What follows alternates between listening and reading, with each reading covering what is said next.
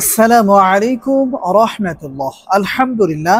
সম্মানিত দিনী ভাই ও বোনেরা, আজ আমি আপনাদেরকে শিখাতে চাই সূরা কাউসার পড়ে লেবুতে ফু দিলে কি হয়। আবারও বলছি, আজকের আলোচনার বিষয় বস্তু হচ্ছে সূরা কাউসার পড়ে লেবুতে ফু দিলে কি হয়। বিস্তারিত জানার জন্য আর এই দামি আমলটা শিখে রাখার জন্য সম্পূর্ণ ভিডিওটি দেখার অনুরোধ থাকবে। আর প্রতিদিন ইসলামিক নতুন নতুন ভিডিও সবার আগে দেখতে, আপনার পর্যন্ত পৌঁছাতে আমাদের এই ছোট্ট চ্যানেলটি সাবস্ক্রাইব করার অনুরোধ থাকবে। সম্মানিত দিনী ভাই ও বোনেরা, এই আমলটা কখন কিভাবে করবেন আর আমলটা করার জন্য কি কি জিনিসের প্রয়োজন হতে পারে। প্রথমত, একটা লেবু নিবেন, একটা কলম নিবেন এবং এর সাথে একটা ছুরি নিবেন। আবারও বলছি, এই আমলটা সম্পূর্ণ করার জন্য একটা লেবু, একটা কলম আর একটা ছুরি অবশ্যই আপনাকে নিতে হবে।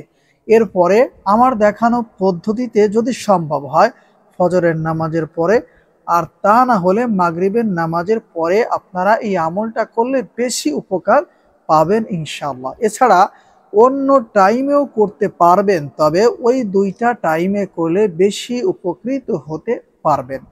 সম্মানিত দিনী ভাই ও বোনেরা, কিভাবে আমলটা শুরু করবেন। প্রথমত অজু করে আসবেন। অজু করে আসার পরে 3 বার ইস্তিগফার পাঠ করবেন। আস্তাগফিরুল্লাহ রাব্বি মিন কুল্লি যামবি ওয়া আতুবু ইলাইহি। আস্তাগফিরুল্লাহ রাব্বি মিন কুল্লি যামবি ওয়া আতুবু ইলাইহি।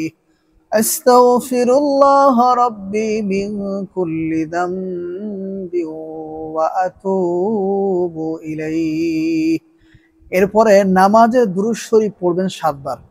আল্লাহুম্মা সাল্লি আলা মুহাম্মাদ ওয়া আলা আলি মুহাম্মাদ কামা সাল্লাইতা আলা ইব্রাহিম ওয়া আলা আলি ইব্রাহিম ইন্নাকা হামিদুম মাজিদ। আল্লাহুম্মা বারিক আলা মুহাম্মাদ ওয়া আলা আলি মুহাম্মাদ কামা বারাকতা আলা ইব্রাহিম ওয়া আলা আলি ইব্রাহিম ইন্নাকা হামিদুম মাজিদ। এরপরে আমাদের কাজ হচ্ছে, আমরা যে সমস্ত ব্যক্তিদের জন্য এই আমলটা করব তাদের নাম এখানে লিখব। ধরে নিন আমি একজন ব্যক্তির নাম এখানে লিখে নিচ্ছি। নামটা লিখলাম হাবিবুর রহমান। এবার এই ব্যক্তির মায়ের নাম লিখতে হবে। মায়ের নাম লিখলাম। এরপরে ইনার বাসা বাড়ি কোথায়, কোন জেলা, কোন থানা। যদি সম্ভব হয় পুরো অ্যাড্রেসটাই লিখে নেওয়ার চেষ্টা করবেন ইনশাআল্লাহ। অ্যাড্রেসটা সম্পূর্ণ লেখা হয়ে যাওয়ার পরে এখন আমাদেরকে সূরা কাউসারের এই আমলটা করে নিতে হবে। সর্বপ্রথম সূরা কাউসার এই নিয়মে পড়া শুরু করবেন, যেমন আউযু বিল্লাহি মিনাশ শাইতানির রাজীম। أعوذ بالله السميع العليم من الشيطان الرجيم. أعوذ بالله السميع العليم من الشيطان الرجيم.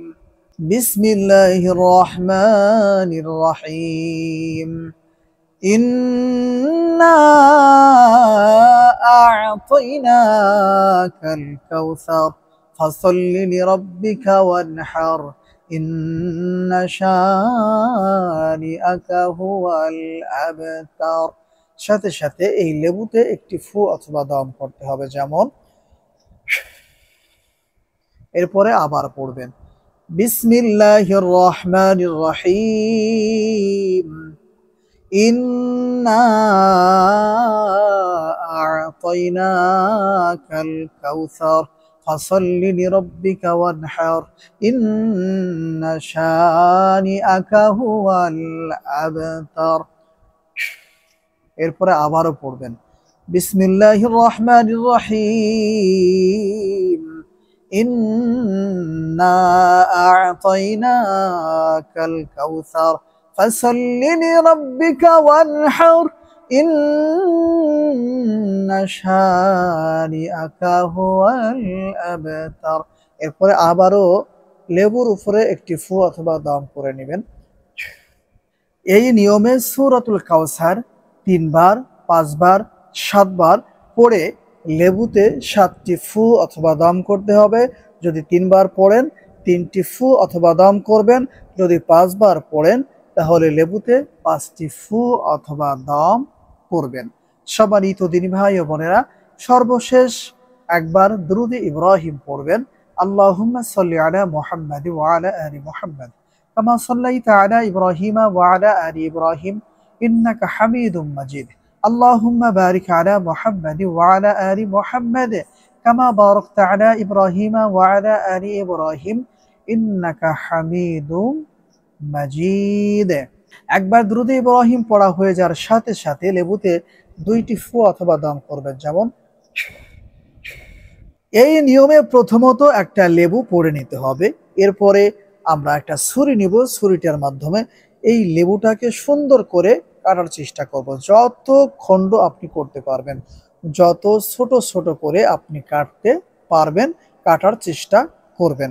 তবে হ্যাঁ, যখন এই লেবুটা কাটবেন তখন অবশ্যই আপনাকে কিছু কথা বলতে হবে। যেমন আপনি যে সমস্ত ব্যক্তিদের নাম এখানে লিখেছেন, যে হাবিবুর রহমান, তার মায়ের নাম অমক, এটা লিখেছেন। এখন আপনাকে বলতে হবে, হে আল্লাহ, আমি সূরা কাউসারের মাধ্যমে অমকের শরীরের সকল প্রকার জাদু, টুনা, কুফরি, কালাম, ব্ল্যাক ম্যাজিক নষ্ট করে দিলাম, কেটে দিলাম। হে সূরা কাউসারের মুওয়াক্কিলগণ, অতি দ্রুত ওই ব্যক্তির নাম উচ্চারণ করবেন এবং তার মায়ের নাম অবশ্যই উচ্চারণ করবেন। যদি সম্ভব হয় তার বাসা বাড়ি, তার পুরো অ্যাড্রেসটাই উল্লেখ করার চেষ্টা করবেন। বলবেন, হে সূরা কাউসারের মুওয়াক্কিলগণ, অতি দ্রুত অমকের শরীরে থাকা সকল প্রকার জাদু, টুনা, কুফরি, কালাম, ব্ল্যাক ম্যাজিক নষ্ট করিয়া দিন, কাটিয়া দিন। এই নিয়মে যত সময় পর্যন্ত এই লেবুটা আপনি কাটবেন, যত টুকরা করতে থাকবেন, আপনি ততবার এটা মনে মনে অথবা সজোরে বলতে পারবেন, সমস্যা নেই, বলতেই থাকবেন আর লেবুটা কাটতেই থাকবেন। এই নিয়মে ৩ দিন, ৫ দিন অথবা ৭ দিন আমলটা করার পরামর্শ থাকবে ইনশাআল্লাহ।